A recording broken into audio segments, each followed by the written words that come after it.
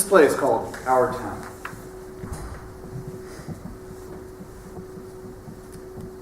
It was written by Thornton Wilder. The name of our town is Grover's Corners, New Hampshire, just across the line from Massachusetts. Latitude, 42 degrees by 40 minutes. Longitude, 70 degrees by 37 minutes. This first act is about a day in the life of our town. And that day is May 7th, 1901. It's just before dawn.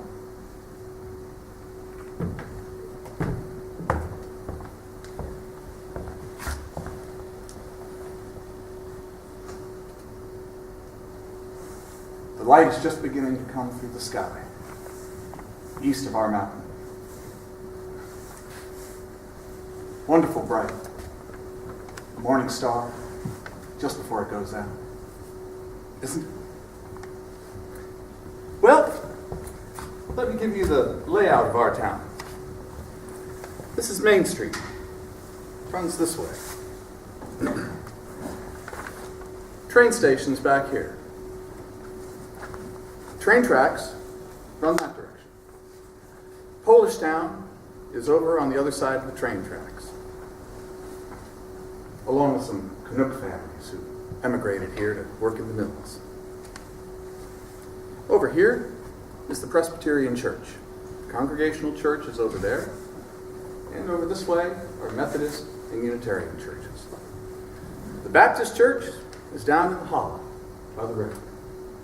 And the Catholic Church is over across the train tracks. Right here is our post office, and next to it, our city hall. Jail's in the basement. William Jennings Bryan gave a speech from these steps right here. Along Main Street are a series of stores, each with their own horse hitch and block. Now, automobiles haven't come to Grover's Corners yet. But when they do, Banker Cartwright was the first one to have one. He's our richest citizen and lives up on the hill, the White House. Right here is the drugstore. Next to it, the grocery store. Most people in town take a look into one of these stores at least one time during the day. Grover's Corners has a doctor, Doc Gibbs. This is his house right here. This is the back door. And this is a little bit of scenery for those of you who need some scenery. In front, Mrs. Gibbs's garden, full of corn, beans, peas, heliotrope, hollyhocks, lots of butter. Grover's Corners has a newspaper, Grover's Corners Sentinel. Comes out twice a week. The editor-in-chief is Mr. Webb. This is his house over here. And this is Mrs. Webb's garden. It's a lot like Mrs. Gibbs. A whole lot of sunflowers. Right here, there's a big butternut tree. Kind of a nice town, don't you think? Now, nobody very important ever come out of it, as far as we can tell. Oldest graves date from the 1660s, 1670s, with names like Percy, Gibbs, Cartwright, Webb. Well, kind of like today. Well, as I said, it's morning. Morning in our town. Most of the lights in town are still off, except over in Polish Town, where a young mother is giving birth to twins, and over at the Pearl House, where young Joe Crowd is getting ready to deliver the morning Sentinel, and back at the train depot, where Shorty Hawkins is about to catch the 5:45 to Boston. There it is. Now, of course, out in the country, people have been up for some time now, with all the milkings and all. But in town, folks like to sleep late. So, another day's gone. There's Doc Gibbs, coming back from that baby case. And there's Mrs. Gibbs, coming down to make breakfast. Doc Gibbs died in 1930. Mrs. Gibbs died a lot earlier. Well, she went out to see her daughter, Rebecca, who married an insurance salesman in Canton, Ohio. She caught pneumonia and died. But they brought her body back here to Grover's Corners, and now she's buried up on the hill in the cemetery along with all the other Gibbs and Herseys and Webbs. You see, before she married Doc Gibbs over here in the Congregational Church, she was Julia Hersey. In our town, we like to know facts about it. And here comes Mrs. Webb, down to make breakfast as well. There's Doc Gibbs. He got the call to Polish Town this morning, 1:30. And there's young Joe Kroll, coming over to deliver the morning paper. Morning, Doc. Morning, Joe. Want your paper now? Sure, I'll take it. Is Reverend sick, Doc? Yeah, a pair of twins over in Polish Town, but hey, I hear the teacher, Miss Foster's getting married. Oh, yes, a fellow in Concord. Well, I declare. What do you fellas think about that? Well, of course, it ain't none of my business. But if a person tells I was a teacher, she ought to stay one. Hey, how'd your knee, Joe? I was fine. And never think about it all. Like you said, always tells me when it's going to rain. So what's it telling you today? Gonna rain? No, sir. Are you sure? Yes, sir. Your knee ever make a mistake? No, sir. I want to tell you something about that young Joe Kroll. Mighty bright boy. Graduated to the top of his class in high school. Then he got himself a scholarship to go and study at the Massachusetts Institute of Technology, MIT. It was written up in all the Boston newspapers. He's going to be a big engineer. Well, then the war came. Joe went to France and died. All that education for nothing. Now, I don't know what quarrel he had to pick with the Germans, but it seemed to make a lot of sense to all of us at the time. Come on, Bessie. What's the matter with you? There's Howie Newsom, delivering the milk. Morning, Doc. Morning, Howie. Somebody been sick? Yeah, some twins over at Miss Maslowski's. Fun, huh? Town's getting bigger every year. Come on, Bessie. What do you think, Howie? Gonna rain? No, it's a fine day. It'll burn through. Come on. Hey, Bessie.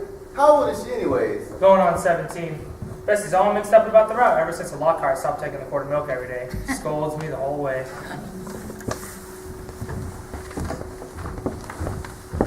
Morning, Miss Flynn.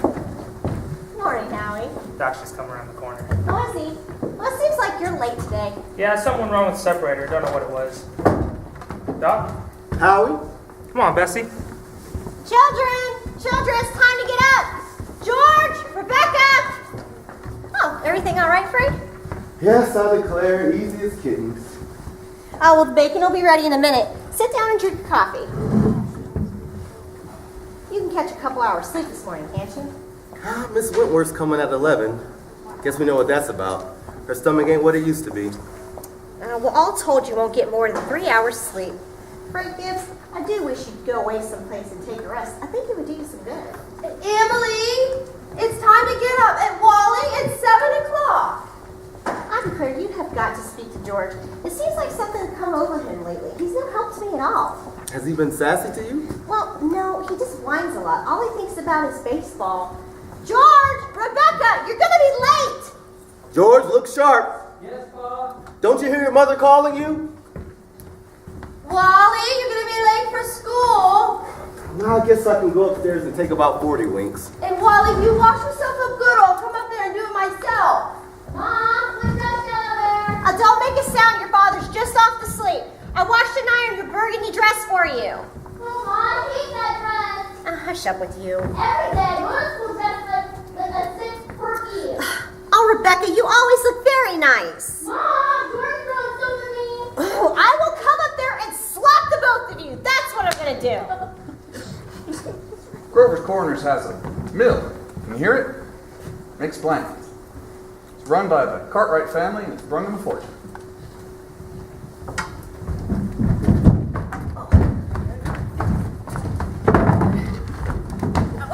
I won't have it. Breakfast is good as any other meal, and I won't have you gobbling like wolves. It'll stunt your growth, and that's a fact. Wally, put away that book. Ma, by 7 o'clock I have to know everything about Canada. Well, you know the rules as well as I do. No books at the table. As for me, I want my children healthy and bright. I'm both, Mama. You know I am. I'm the brightest girl in school for my age. I have a wonderful memory. Eat your breakfast. I don't know. I'll talk to your father about it when he's rested, but it seems to me that 25 cents is enough for a boy your age every week.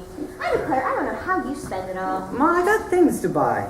Strawberry phosphates, that's what you spend it on. Well, I don't see how Rebecca's come to have so much money. She's got more than $1. I've been saving up gradual. Well, dear, I do think it's good to spend some every now and then. Ma, do you know what I love most in this world? Money. Eat your breakfast. Oh, there's the bell. Oh, now walk fast. You told Miss Forster to my best congratulations. Do you remember that? Yes, Mom. You look very nice, Mommy, Rebecca. put your hands on your feet.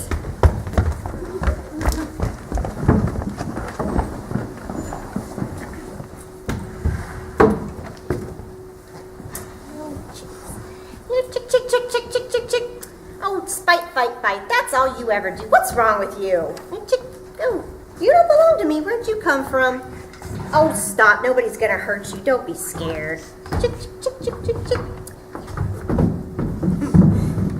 Oh, good morning, Myrtle. How's your cold? Oh, I still have that tickling feeling in my throat. I told Charles I wasn't sure I was going to make it to choir rehearsal tonight. Oh, well, have you just tried singing over your voice? Well, yes, I tried that, but I can't do that and stay on key.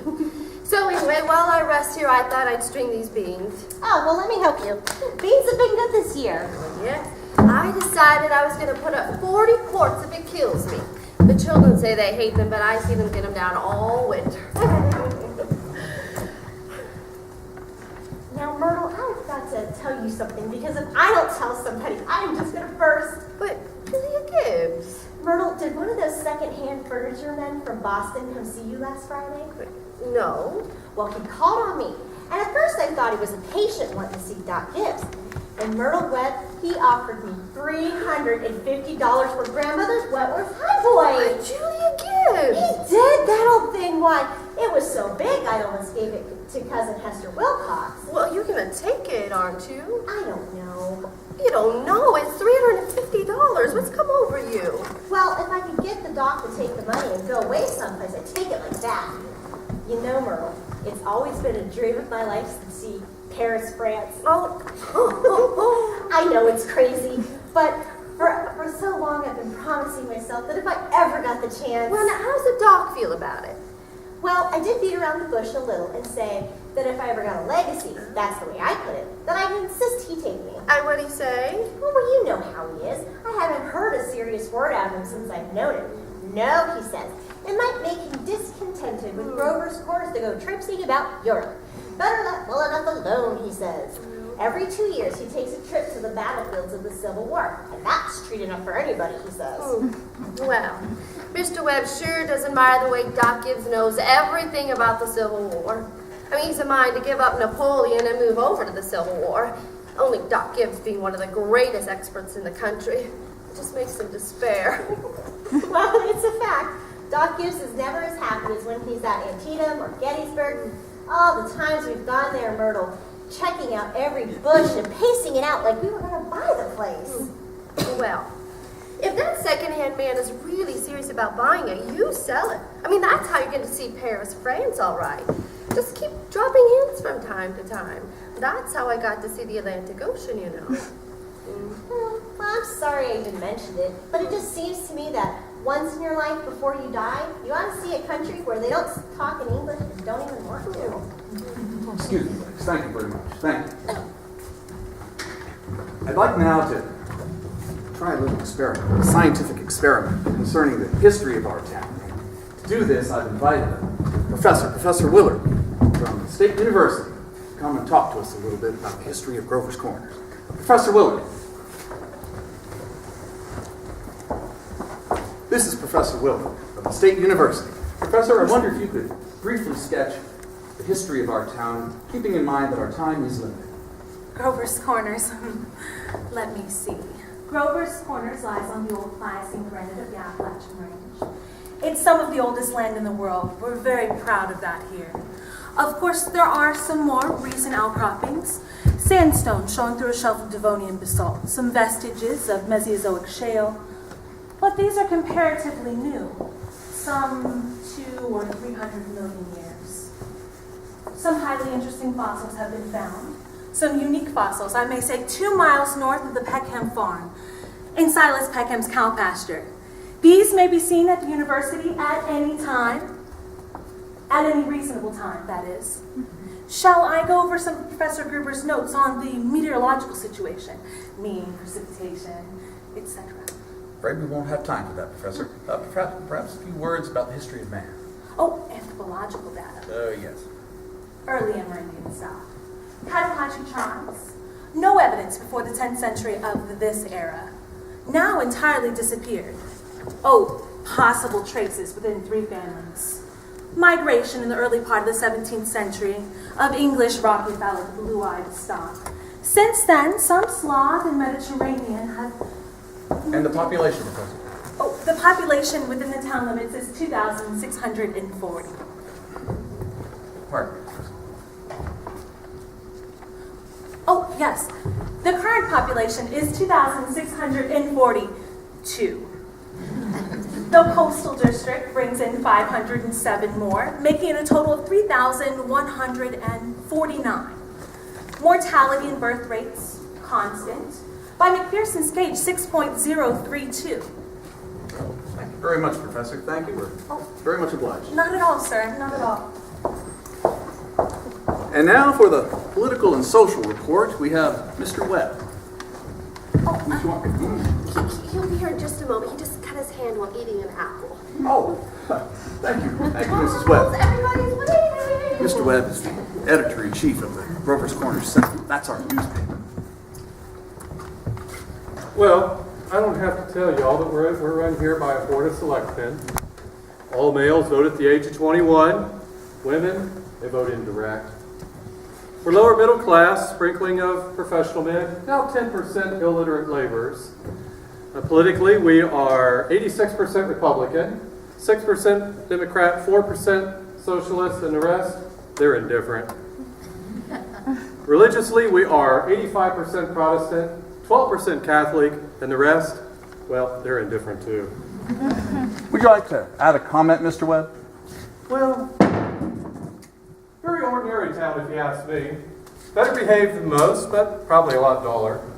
But our young people tend to like it here well enough. As a matter of fact, 90% of them that graduate high school come back and settle down right here, even when they've been away to college. Is there anyone in the audience who would like to ask Mr. Webb a question? Is there much drinking in Grover's Corners? Well, ma'am, not what you consider much. As a matter of fact, liquor isn't a regular thing in the home here, except maybe in the medicine chest. Yeah, it's right good for a snake bite, Always was. Is there no one in town aware of the situation? Excuse me, ma'am. Could you come down here a little further, please, so we can hear what you have to say? Is there no one in town aware of social injustice and industrial inequality? Oh, yes, everybody is. Something terrible. But it seems that they spend most of their time trying to find out, talking about who's rich and who's poor. Then, why don't they do something about it? I don't know. I guess we're like everyone else who's, searching for a way for the lazy and quarrelsome to sink to the bottom and the sensible and diligent to rise to the top. But ma'am, it's not easy to find. So we do the best we can to try and help those who can't help themselves, and those that can, we just leave alone. Are there any other questions? Oh, Mr. Webb. Yes, ma'am. Mr. Webb, now, is there any love, beauty, or culture in Grover's Corners? Well, ma'am, not in the sense that you mean. But come to think of it, We do have a couple of the young ladies who play piano down at the high school commencement, but they're not happy about it. But no, ma'am, there's not much culture here. But maybe this is the time to tell you about some of the pleasures that we do have here, such as we enjoy watching the sun come up over the mountains in the morning. And the birds. We all pay a great deal of attention to the birds, and we know about them. And the seasons. We love watching the change in the seasons. But you're right, ma'am. That other stuff, there's not much. Robinson Crusoe, the Bible, and Handel's Largo. We know about that. And Whistler's Mother. But really, that's about as far as we go here. Thank you, Mr. Webb. Thank you very much. Let's return to Grover's Corners. It's 2 o'clock. And all 2,642 lunches have been eaten. And all the dishes have been washed. Students are back in their classrooms, and the classrooms are buzzing. Horses are dozing on Main Street, along with a couple of buggies. Kind of a calm's come over the town. Doc Webb is asking people to stick out their tongue and say ah, tapping people on the knee. And Mr. Webb is mowing his lawn. You know, 1 man out of 10 considers it a privilege to push his own lawn.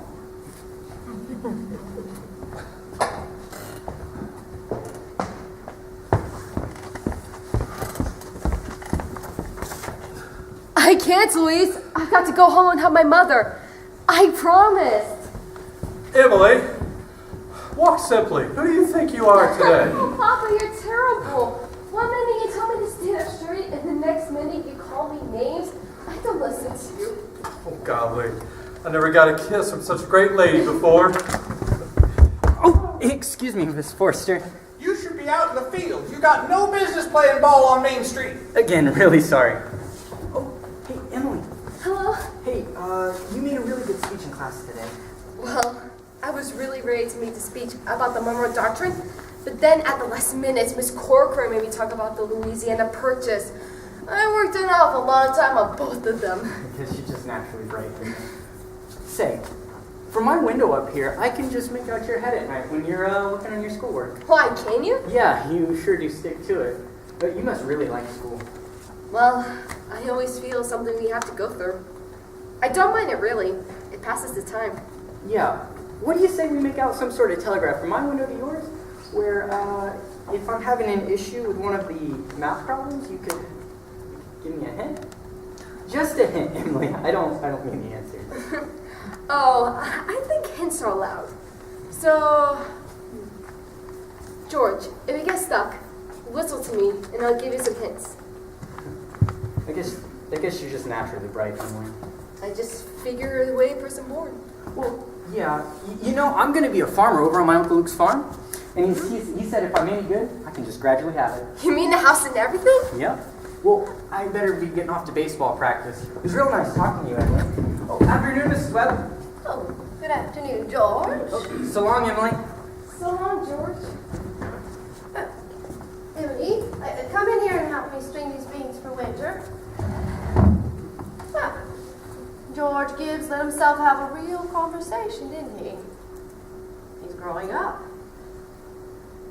How old would George be? I don't know. Well, let's see. Must be almost 16. Mama, I made a speech today, and that was very good. Well, you'll have to sign up for your father at supper. And what was it about? The Louisiana Purchase. It was like silk off a spool. I'm going to make speeches all my life. Oh. Mama, are these big enough? Make them a little bit bigger, dear. Mama, will you answer me a question? Serious? Seriously, dear. Not serious. Seriously, will you? Oh, of course I will. Mama, am I good looking? Well, yes, of course you are. Both my children have good features. I'd be ashamed if they hadn't. Mama, that's not what I mean. What I mean is, am I pretty? But now I told you yes. Of course you are. Now you've got a nice, young, pretty face. I never did such foolishness. Mama, he never tells the truth about anything. I am telling you the truth. Mama, were you pretty? Yes, I was. But do you say it? I was the prettiest girl in town. Well, next to Marnie Cartwright. But Mama, you've got to say something about me. Am I good looking? To get anybody... to get people interested in me? Emily, you make me tired. Now stop it. You've got a nice, pretty face with normal purposes. Anyway, come in here and bring that bowl with you. Oh, Mama, you're no help at all. This might be a good time to talk about a new bank that they're building in Grover's Corners. Being built by the Cartwright interests, and they're bringing in marble from Vermont, sorry to say. But in this bank, there's going to be a cornerstone. And in that cornerstone, we're going to put a copy of the Grover's Corners Sentinel and the New York Times. Now, I have it from a friend that there's a new glue, kind of a silicate, and you can paint it on the documents and preserve them for 1,000 or 2,000 years. So I want to put a copy of the Bible in that cornerstone, and a copy of the Constitution of the United States,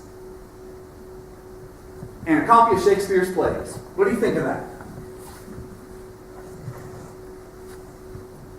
You know, Babylon had over 2 million people. And all we know about them is the names of some of their kings and queens, and how they bought and sold their slaves and their wheat. Yet every night, fathers came home to their families. Families sat around the table eating dinner. And they all watched the smoke go up the chimney. Same thing with Greece and Rome. We just don't know how most people live. Aside from a couple of jokes, a couple of plays we saw. I want to put a copy of this play into that cornerstone. So the people 1,000 years from now can know how we lived here in Grover's Corners and know more about us than just the Lindbergh Flight or the Treaty of Versailles. They'll know how this village came into the 20th century. How these people in these provinces north of New York lived. How we were in our living, in our marrying, and in our dying. Well, let's get back to Grover's Corners. It's evening now. And the choir's practicing at the Congregational Church. Students are in their houses studying. The days wound down like a tired old clock.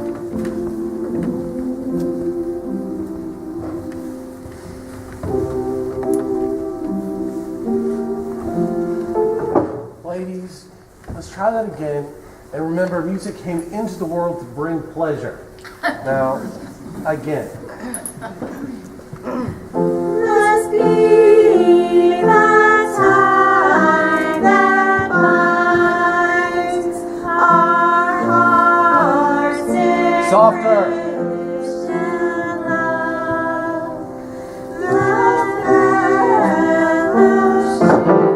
No. Now, listen here. Get it out of your heads. The music is only good when it's loud. You leave loudness to the Methodists. You could have done anything if you tried. Now, again.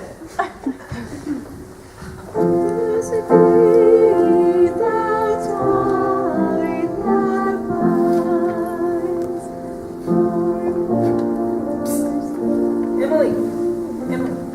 Hey! I can't work at all. The moonlight's so terrible. Did you get the third? Which? The third. Why, yes, George. It's the easiest of them all. I don't see it. Alright, I'll give you one hint. The answer is in yards. Yards? In square yards. In square yards? Yes, George. Don't you see? No. in square yards of wallpaper. Oh, and square yards of wallpaper. Thanks, Emily. You're welcome, George. My, isn't it really just terrible? And choir practice going on? I think if you can hold your breath, you can hear the train going all the way to Kentucky. Can you hear it? What do you know? Well, I guess I better go back to work. Good night, Emily. Good night, George.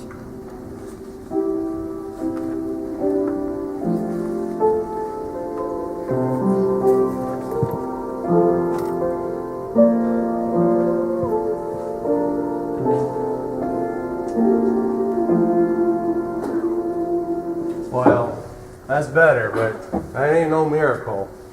Now, before I forget, who can show up next Tuesday afternoon to sing at Fred Hirsch's wedding? Raise your hand. That's fine. That's mighty fine. Now, remember, ladies, art thou weary? Art thou languid? It's a question, ladies. Make it talk. Oh, George, can you come downstairs a minute? Yes, Bob?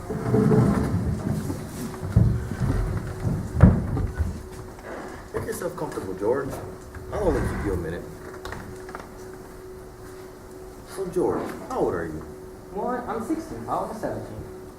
And what will you do after school's over? Well, you know, I want to be a farmer over on Uncle Luke's farm. And you'll be willing, will you, to get up early and milk and feed the stock and hoe and hay all day? Well, yeah, Paul. What do you mean? Well, George, when I was in my office today, I heard the funniest sound. And what do you think that was? Your mother chopping wood. There you see your mother getting up early, cooking meals all day, washing and ironing, and still she has to go out back and chop wood. I guess she just got tired of asking. She just gave up and decided she'd do it herself. And you eat her meals and wear the clothes she keeps nice for you. And you run off and play your baseball like she's some hired girl that we keep around the house, but that we don't like very much. I knew all I had to do was get your attention to it. Here, have her handkerchief, son.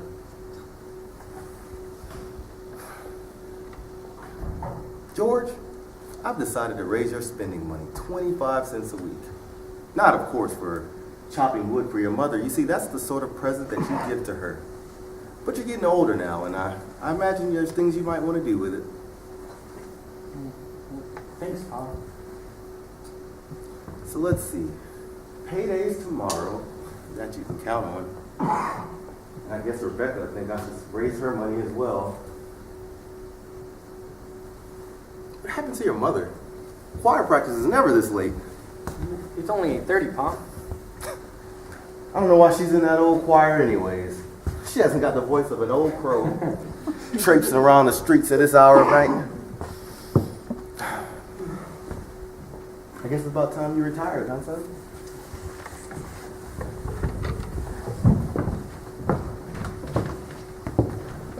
Bye, Martha.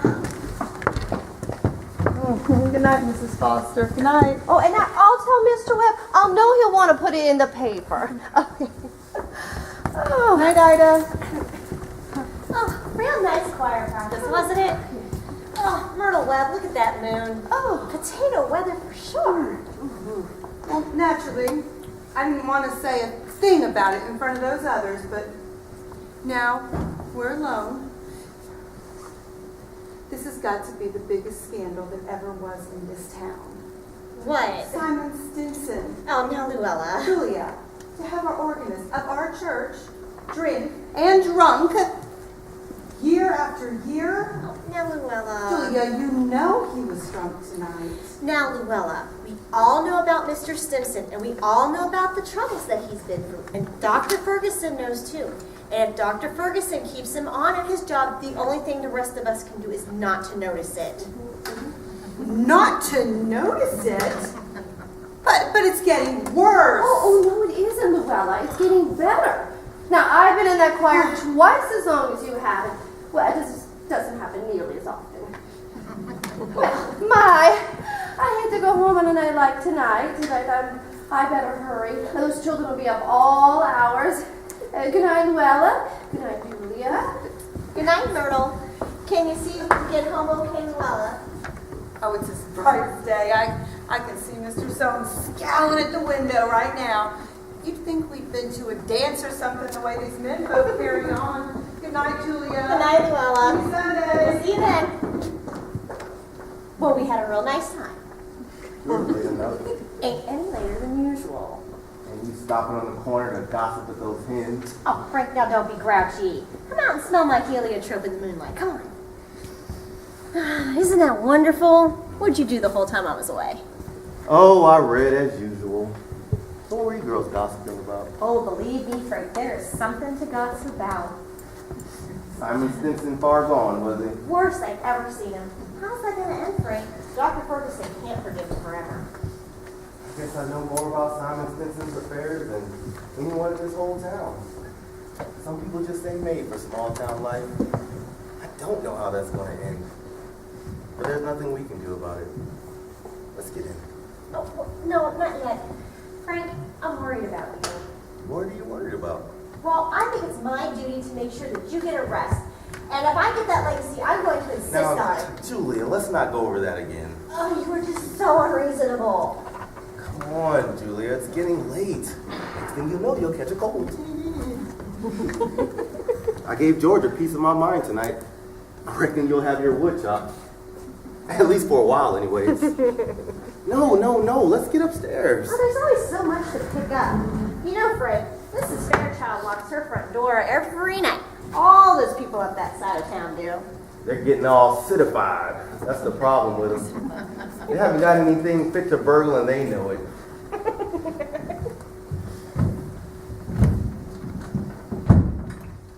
Rebecca, get out. There's only room for one at this window. Let me look just a minute. Well, go use your own window. I did, but there's no moon there.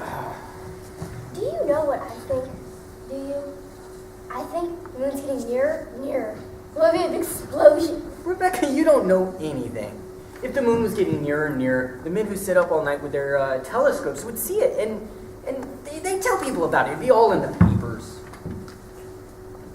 George, is the moon shining on South America, Canada, half the whole world? It probably is. It's 9:30. Most of the lights in town are off. Constable Webb is walking down Main Street checking doors. Editor Webb is putting his newspaper to bed. Evening, Bill. Oh, evening, Mr. Webb. By the moon. Oh, yeah. All quiet tonight? Oh, Simon Stimson's rolling around a little, and I saw his wife moving out to hunt for him, so I looked the other way. There he is now. Good evening, Simon. Town seems to settle down for the night pretty well. Good evening. Yes, I said the town seemed to settle down for the night pretty well, Simon. Maybe we should do the same. Mind if I walk a little ways with you?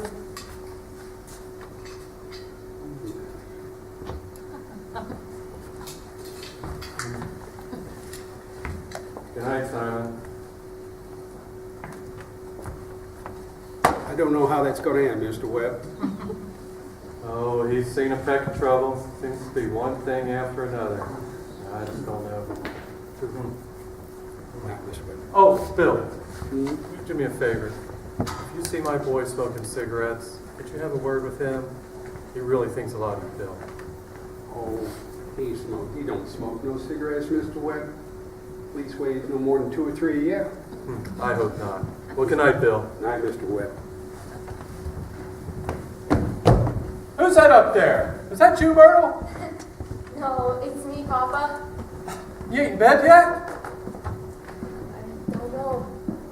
I just can't sleep yet. The moonlight's so wonderful. And the smell of Mrs. Gibbs' heliotropes. Can you smell them? Yes. Have any troubles on your mind tonight, have you, Emily? Troubles? Me? Papa, no. Oh, well, don't you let your mother catch you. Good night, Emily. Good night, Papa.